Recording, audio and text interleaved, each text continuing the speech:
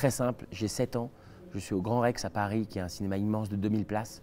Je suis avec ma mère, on est assis l'un à côté de l'autre et on regarde le film Titanic de James Cameron et je prends une claque monumentale. Je suis scotché devant le film, j'ai 7 ans. Le film dure 3h30 et les gens pleurent dans la salle et je sors de là et je dis à ma mère, c'est ça que je veux faire.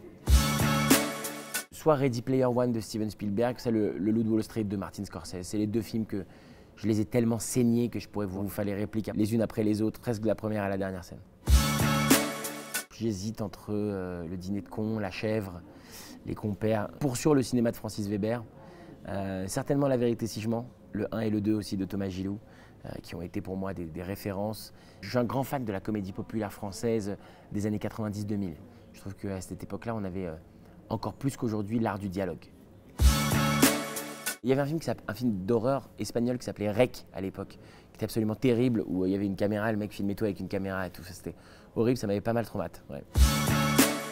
Wow, c'est sans aucun doute le Joker de Heath Ledger, dans les Batman de Nolan. C'est peut-être le plus grand méchant de l'histoire du cinéma. Ce qu'il fait à ce moment-là va au-delà du simple jeu d'acteur. On se rend compte qu'il est quelqu'un d'autre dans chaque image, dans chaque moment. Et d'ailleurs, dans la suite, Tom Hardy fait un travail monumental aussi en tant que Bane, mais malheureusement, ce n'est pas à la hauteur de ce que l'autre a fait. Il avait cette folie, cette noirceur interne. Je ne parle même pas du maquillage, je parle de la manière qu'il avait de parler, de bouger, de se mouvoir. Donc je pense que c'est effectivement le plus grand méchant de l'histoire du cinéma.